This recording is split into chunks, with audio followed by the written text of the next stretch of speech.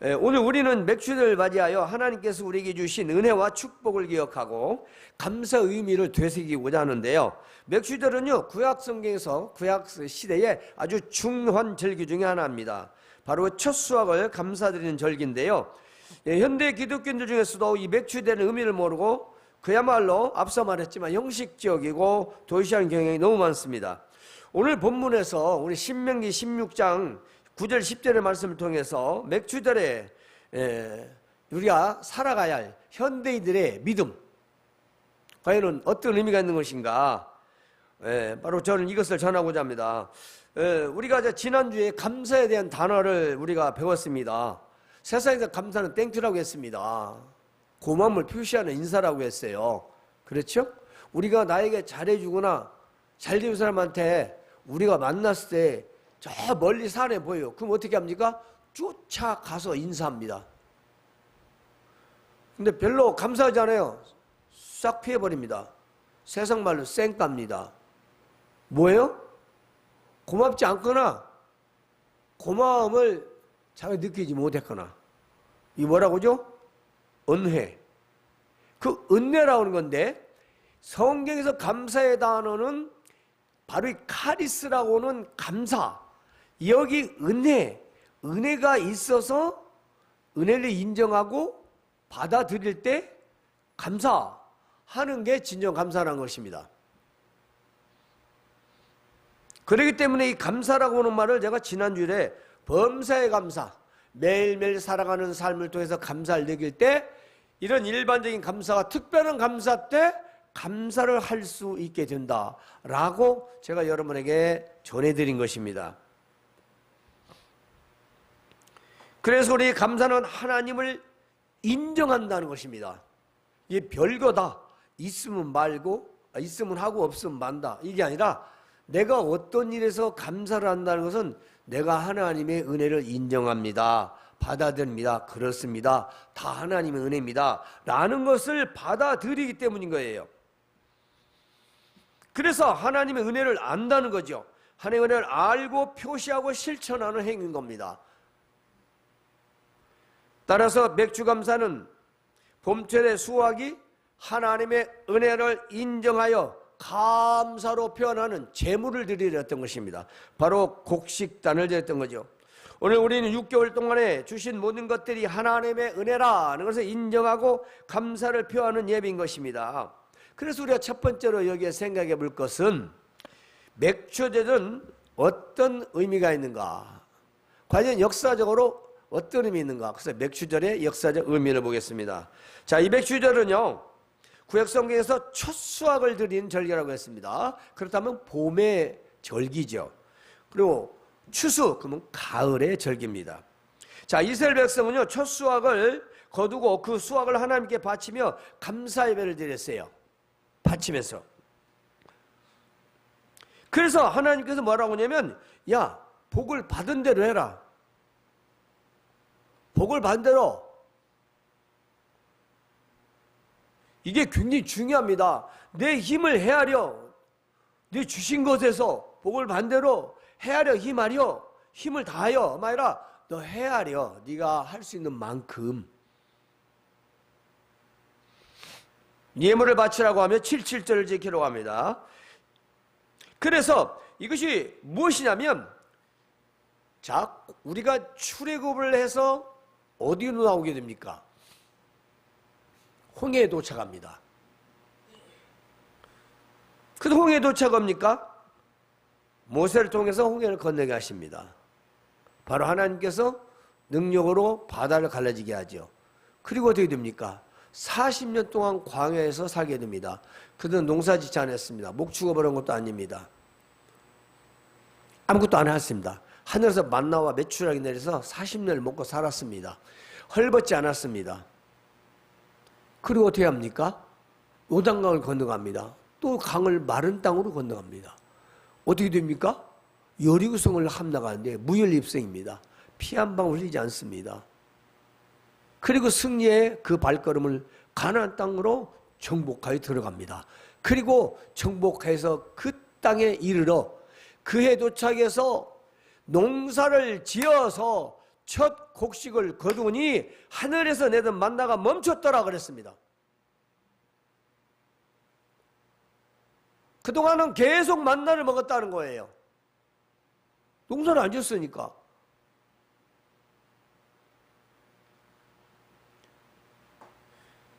그래서 그의 첫 곡식을 심고 첫 수확을 얻어 그 첫 곡식을 하나님께 바치는 거였어요. 여러분, 이게 뭡니까? 하나님께서 애굽의 종살에서 내가 너희를 구원했고, 너희를 홍해를 건너게 했고, 그리고 광야를 살게 했고, 요단을 건너게 했고, 여리고 그 무서운 성을 무너뜨렸고, 그리고 일곱 족속을 다 몰아내고 너희에게 이 땅을 주었다. 너희 땅이다. 너희는 내가 복을 주었으니까 잘 살게 했다. 내가 햇빛도 주고 비도 주고 바람도 주고 내가 곡식을 자라게 해서 너희에게 주었으니 그 곡식 맨 처음 거두거든 첫 곡식 첫 단을 나에게 바치라. 잘못됐습니까? 불만 있습니까? 하나님께서 그 말씀 안 하시고 바쳐 그러면 이기죄라고 할 수 있겠죠. 그는 왜 바쳐야 하는지, 왜 첫 곡식 첫 번을, 왜 봄의 추수를 그렇게 세어서 가려서 골라서 바쳐야 하는지를 설명하고 있지 않습니까? 먼저 우리는 맥주들을 보면 뭐 초실절, 칠칠절, 오순절 이렇게 세 가지의 용어를 사용해야 됩니다. 왜 그럴까요? 초실절은요, 바로 봄 곡식, 봄 추수의 첫 수확, 첫 곡식단을 6월절 후, 6월절이 뭡니까? 이스라엘 백성들이 출애굽한 날이에요. 6월절부터 시작을 해서 이제 그 6월절 그날 그 다음 날, 그러니까 6월절 첫 안식 날부터 시작을 해가지고 하루를 쉬는 거예요. 그래가지고 77절 곡식을 추수한 전체 기간, 그때부터 시작해서 77은 49일 동안 추수를 해서 그러면 49일 동안 세할 거 아니에요. 그리고 오순절 50일째 된 날이 안식이래요. 왜냐? 제사를 아무데나 줄 수 없잖아요. 안식일 해야 되니까. 그래서 첫 곡식 초실절이 뭐예요? 그렇죠. 봄에 첫 번 거두는 수확의 첫 것, 초실절. 그런 의미에서 초실. 77절 6월절로 안식일부터 시작해서 그 다음까지 49일. 총 거두는 기간이 49일. 50은 49일 거뒀으니까 그 다음 날 하나님께 감사제로 드리는 거예요. 오순절. 바로 6월절의 50번째 되는 안식일로서 우리 성경에서 말하는 신약 성경에서의 성령 강림절을 말하고 있습니다. 우리가 9절 10절에서 보면요, 이렇게 나와요. 7조를 셀지니 곡식의 낫을 대는 그렇습니다. 곡식을 낫을 댄데 이제 여러분 낫을 잘 모르지만 지금 뭐 탈곡기가 있으니까 아니 또 뭐 그죠? 뭐라고 하죠? 이제 모 심는 이항기고 탈곡기 맞죠? 예?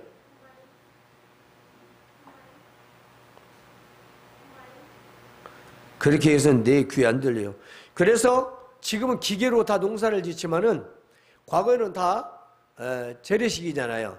다 손으로 수동으로 다 낫이나 톱이나 괭이나 삽 이런 농기구들을 통해서 농사를 짓기 때문에 이 낫이라는 것, 그래서 옛날에는 낫 놓고 기역자도 모른다는 속담이 있었죠. 지금은 그런 말 안 하죠.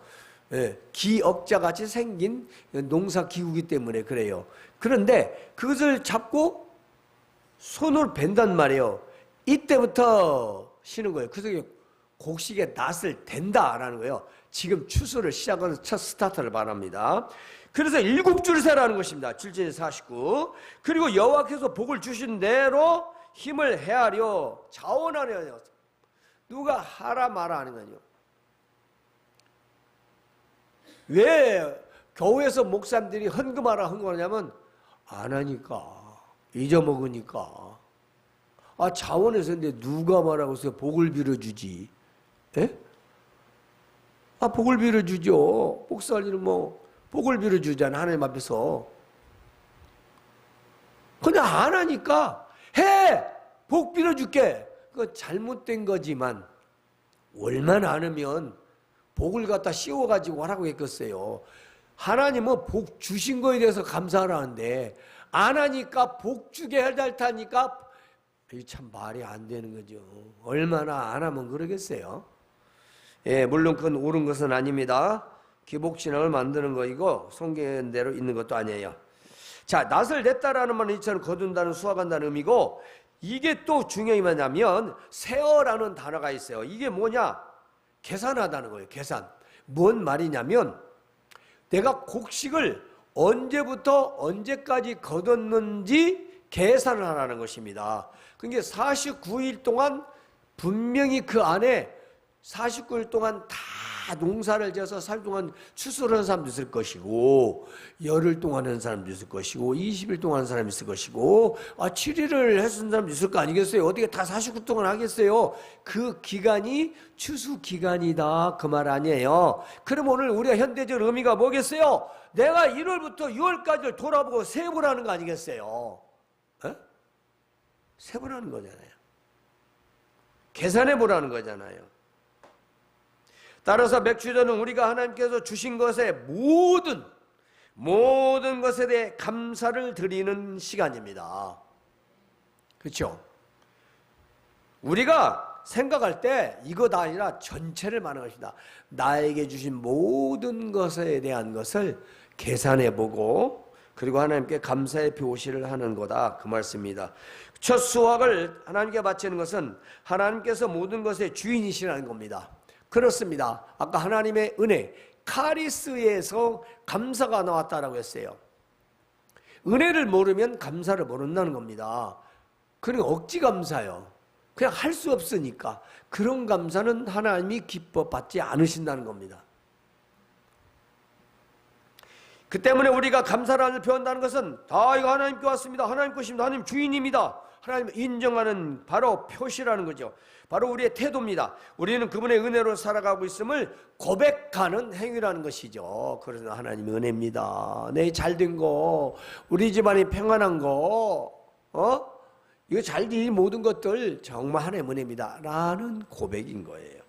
두 번째로는요, 모든 사람들과 함께 우리는 감사해야 됩니다. 모든 사람들과의 감사.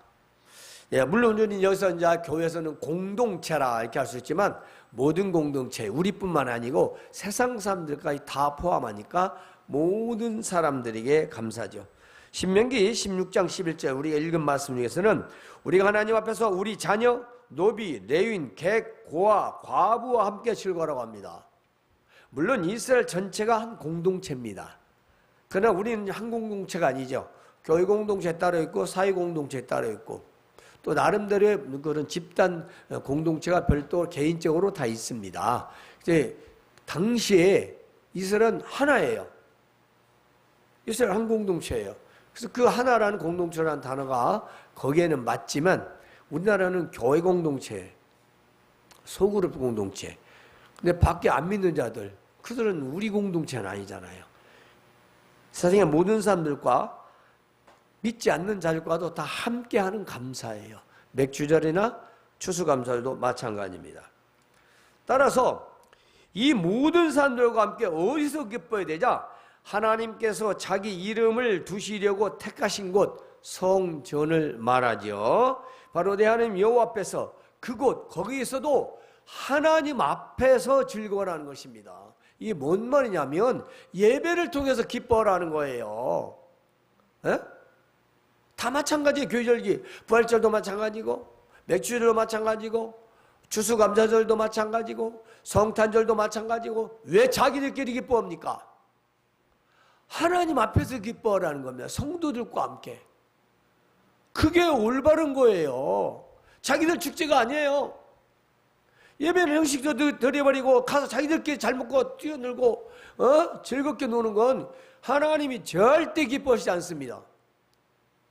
잘못된 거예요. 여러분이 한번 생각해 보세요. 하나님 알망정 입장 바꿔놓고 그 맞습니까? 신앙생활이? 하나님 앞에서는 그냥 대충 썰렁하면서 자기들의 것은 그냥 호화스럽게 다 누리고 헐거하고 즐기고 나면 하나님이 속이 안 터지시겠습니까? 탄식하십니다. 이것은 하나님의 축복을 나누고 함께 기뻐하는 것인데요, 우리 신앙의 아주 중요한 부분이에요. 우리가 함께 즐거워하고 개인적인 감사에 그치지 않고 우리 공동체, 교회 전체가 나가서 우리를 통해서 저 세상 사람들까지 기뻐하는 것은 하나님이 가장 기뻐하시는 일이라는 것입니다. 특히 사회적으로 약한 위치에 있는 이들 함께 기뻐하는 것이 중요한데요, 우리가 이러한 어려운 때에 또 뭐 풍요 속의 빈곤이더라고 잘 먹고 잘 사는 사람도 있지만 그 중에는 어렵게 사는 사람 참 많습니다. 소위 사각지대에 있는 분들도 많고요, 정부의 지원도 안 되고 받지 못하는 그런 분도 있고요, 수도 없이 많죠. 극과 극입니다. 그럼 교회에서는 그런 일을 행해야 된다는 거죠. 사실 우리 여력이 너무 부족합니다만, 불과 얼마 전까지도 그렇게 했지요. 근데 시대가 바꾸기도 하고 바뀌어지기도 하고 또 웬만한 대접들은 또 받지도 않는다 하는데, 실상 교회에서는 정말 소유된 자들, 우리 마음에 안 들지라도 그런 자들을 우리가 공동체로 끌어들여서 섬겨야 된다는 것이죠. 이건 사회적인 약자들에서 해야 할 일입니다. 이름나고 명예가 올라가고 그런 일을 하지 말고, 그런 다른 사람들이 다 잘해요. 우리가 안 해도 국가에서 안 하는 것을 우리가 해야 되는 거죠. 우리가 돌봐야 하는 거죠. 그것이 이런 하나의 감사절의 의미라는 거예요. 감사절의 의미. 세 번째로는 애굽의 고난을 기억하고 하나님의 구원을 감사하라는 것입니다. 자, 여기서 애굽에서 종되었던 것을 기억하라고 합니다. 여러분, 과거를 생각하지 않으면 현대는 의미가 없다고 했습니다. 지금 젊은 사람들 중에 문제가 뭐냐? 자기 현대 지금만 생각하는 거예요. 아니, 조선시대 없이 여기가 언제 왔어요?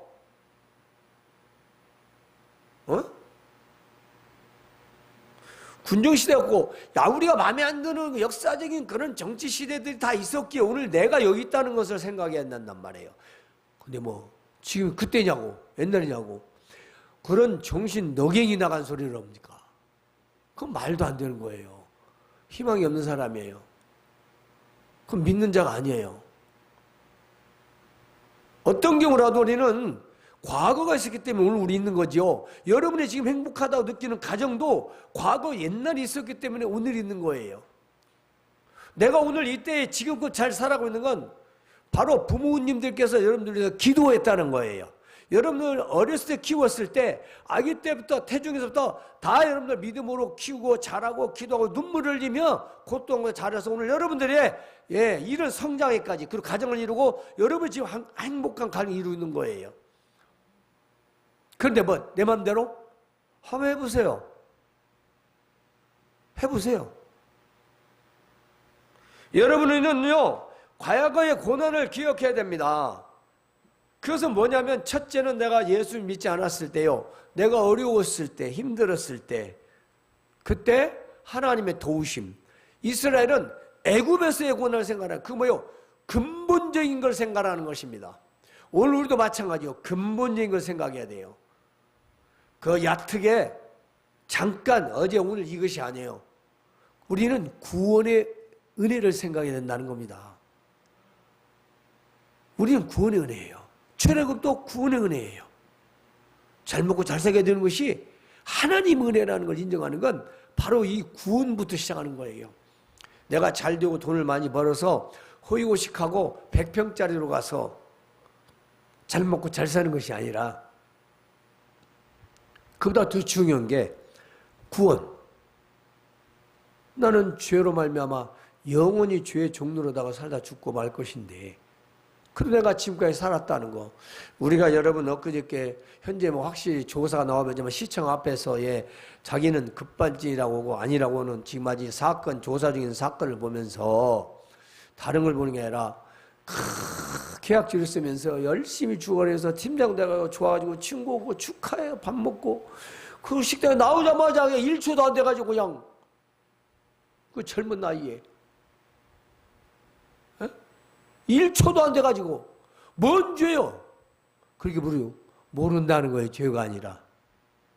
몰라요. 근데 뭘 그렇게 자신 있게 좋지 않은 일에 장담을 하고 좋지 않은 일에 자기가 정답인 것처럼 살아가냐 이 말이에요. 우리가 세상은요 하나님 주관에 있습니다.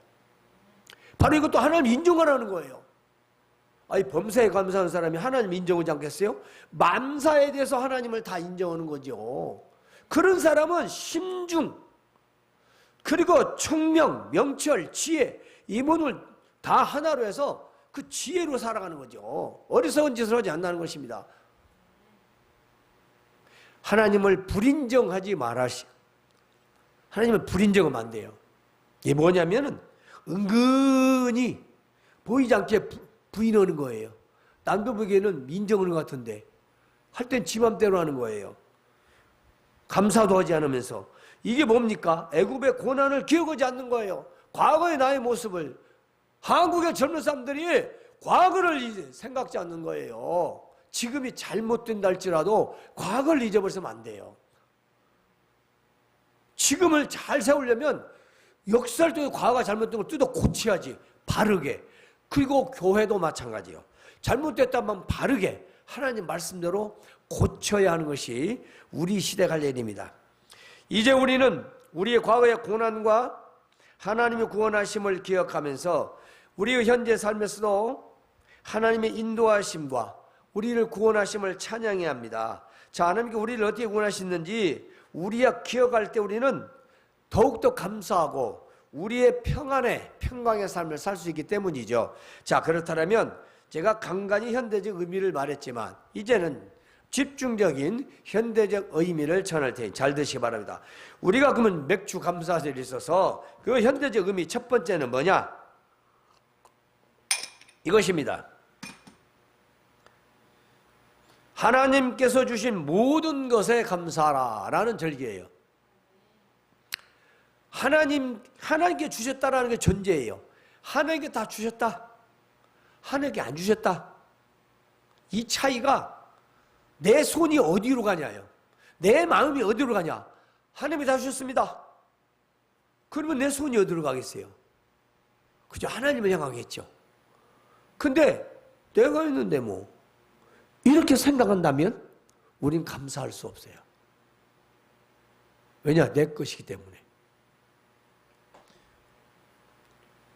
이스라엘 백성들이 그렇게 잘 먹고 잘 살다가 하나님이 준 것을 감사하지 않고 절기도 형식주의에서 결국 BC 586년에 다 나라가 망했습니다. 망해요. 우리는 현대사회에서 다양한 형태의 축복과 복을 우리가 받고 살아가는데요. 물질적으로 지금 누리고 있죠. 건강하죠. 병원에서 수도면 건강보험 전 세계에서 가장 건강보험 우리나라 잘 되어 있대요. 자, 가족, 친구, 직장 등 수많은 관계들로 이루어졌습니다. 이것이 뭐냐? 은혜입니다. 그것도 은혜예요. 내가 지금 사람들과의 관계 속에서 살아가고 있다는 것도 은혜라는 거죠. 이제 우리가 맥주절을 맞이해서 우리의 삶에서 주신 것이 무엇인가? 제가 지난주에 그처럼 얘기했어요. 범사에 감사 생각해보라. 감사를 생각해보지 않으면 감사할 수 없다. 그러면 감사하지 않는다. 감사라는 걸 생각하지 않았다. 그럼 뭐냐? 하나님을 인정하지 않는 거다. 하나님을 인정하지 않는 건 믿는 것이 아니다. 형식적인 믿음이다. 뻔합니다. 뻔해요. 따라서 데살로니가전서 5장 18절의 범사에 감사하라. 이는 그리스도 예수 안에서 너를 향하신 하나님의 뜻이라고 말씀하고 있습니다.